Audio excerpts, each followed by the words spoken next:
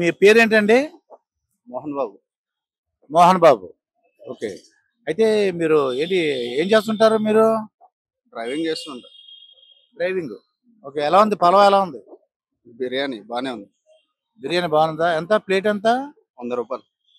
రూ. 100. సరిపోద్దా మరి? ఇంకా మేము సరిపెట్టుకుంటాం. సరిపోద్దా సరిపెట్టుకుంటావా? సరిపెట్టుకుంటాం. ఇంకా ఇంకో ప్లేట్ తినగలవా మరి? పొద్దున అయితే ఐబొమ్మ రవి ఉన్నాడు కదా, అతను అరెస్ట్ చేయడు. అంటే అసలు మీరు చాలా సినిమాలు చూసుంటారు కదా, మీకు ఏమనిపిస్తుంది ఇది ఆయన అరెస్ట్ చేయడం?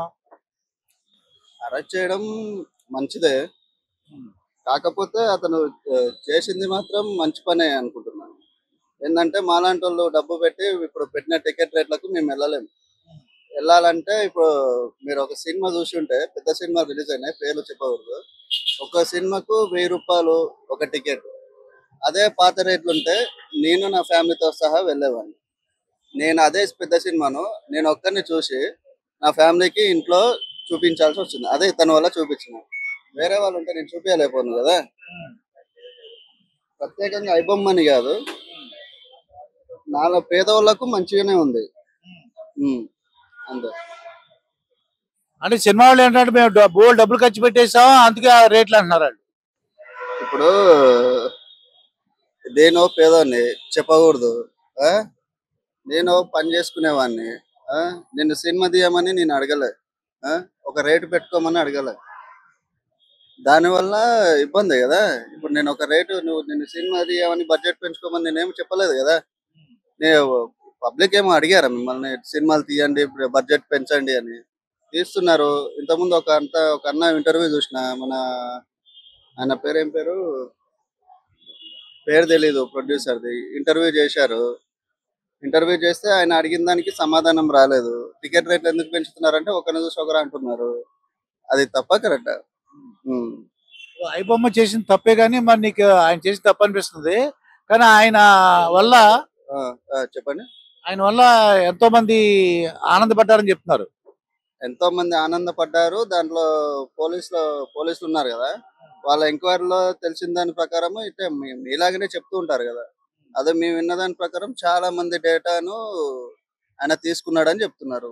అది మాత్రం తప్పు. ఇప్పుడు పర్సనల్ డేటా అనేది తప్పే కదా తీసుకోవడం.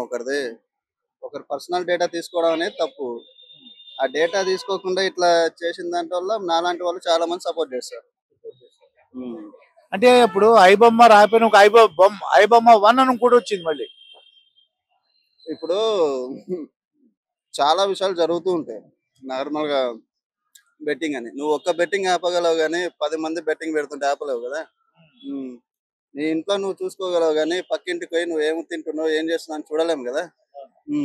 ఇప్పుడు ఐబొమ్మ దీన్ని ఆపారు, రేపు ఇంకోడు వస్తారు, వాడిని ఆపడానికి కష్టపడాలి. అంతే కదా. మీ పేరండి? పవన్. పవన్. ఏం చేస్తుంటారు మీరు? నేను అపోలో ఫార్మసీలో ఫార్మసిస్ట్. అపోలో ఫార్మసీలో ఫార్మసిస్ట్. ఓకే. ఇప్పుడు ఐబొమ్మ రవి ఆయన అరెస్ట్ చేయరు కదండి, మీకు ఏమనిపిస్తుంది? అంటే పేద ప్రజల గురించి ఆయన పాటుపడ్డాడంటారా, లేకపోతే చేసింది నేరం అంటారా? తప్పే అండి, చేయటం అయితే తప్పే. అట్లా పేద ప్రజల గురించి అంటే ఇటు టిఎఫ్ఐ వీళ్ళందరూ నష్టపోతారు కదా, అట్లా చేయటం అయితే తప్పే. అరెస్ట్ చేయటం కరెక్టే అండి. ప్లస్ మన పర్సనల్ డేటా అంతా ఆయన దగ్గర ఉందని చెప్తున్నారు, వార్నింగ్ కూడా ఇస్తున్నారు. ఇప్పుడు హైకోర్టుది వెబ్సైట్ కూడా హ్యాక్ అయింది అంటున్నారు కదా, వాళ్ళపైన డౌట్ ఉండొచ్చు, వాళ్ళే చేసి ఉండొచ్చు. అట్లా ఎంతమంది డేటా వాళ్ళ దగ్గర ఉందో కూడా తెలియదు. అంత లీక్ అయితే మనకే ప్రాబ్లం కదా. అరెస్ట్ చేయటం అయితే కరెక్ట్. అంటే అతను అంటాడు సినిమా టికెట్లు సామాన్య ప్రజలు వెళ్ళలేకపోతున్నారు, వాళ్ళు చూడాలని కోరిక ఉంది, అందుకే నేను చూపిస్తున్నాను అని చెప్తున్నాడు. వెయిట్ చేస్తారండి, టీవీలో వచ్చే వరకు వెయిట్ చేస్తారు. వెయిట్ చేసిన తర్వాత చూస్తారు. మనీ ఉంటే వెళ్తారు, లేకపోతే టీవీలో వచ్చే వరకు వెయిట్ చేస్తారు. అంతేగాని అట్లా ఆన్లైన్లో వాళ్ళ ప్రైవసీ మొత్తం ఆన్లైన్లో వదిలేసి అట్లా చూడలేరు కదా. చూడటం కూడా తప్పు. వాళ్ళకు కూడా తెలియాలి కదా, అందరికీ తెలిస్తే మంచిది. వాళ్ళు కూడా యూజ్ చేయకుండా ఉంటాయి.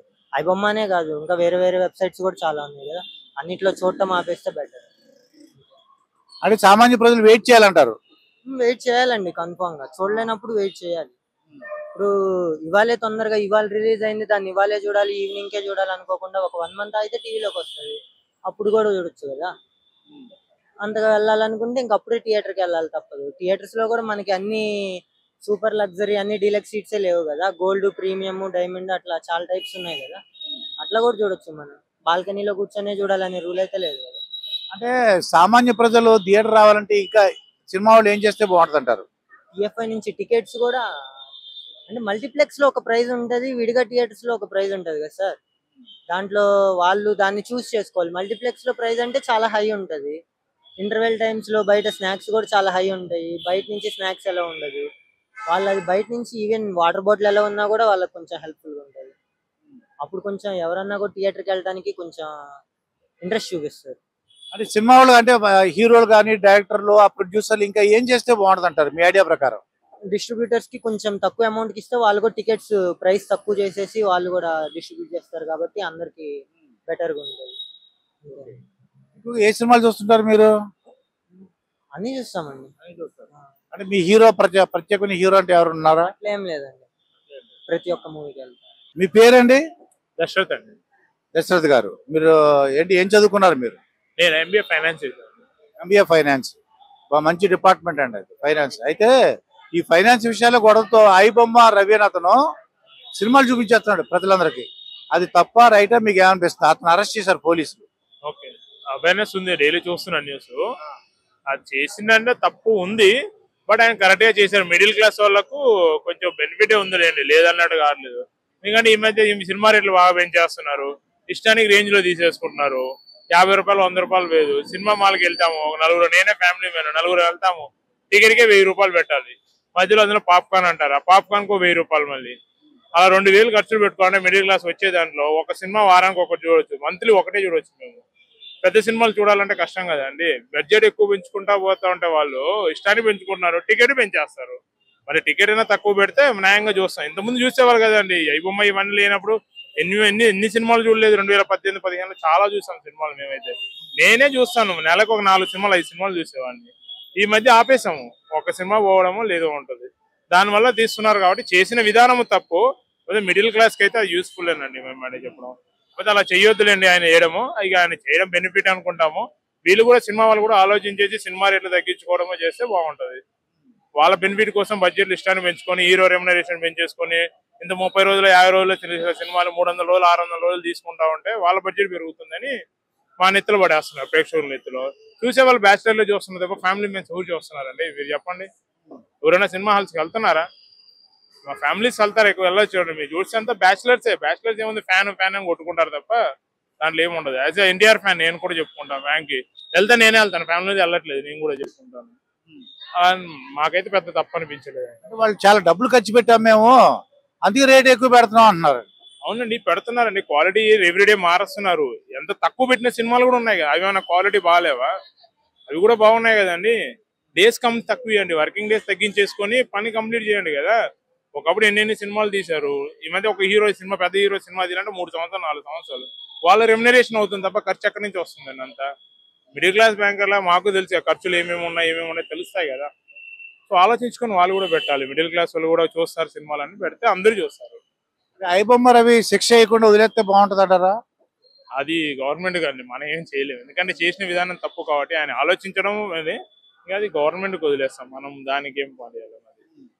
వాళ్ళు వాడుకోవచ్చు, ఆయన్ని వేరే దేనిలో వాడుకోవచ్చు, అంత ఇంటెలిజెంట్ ఉన్నాడు ఆయన.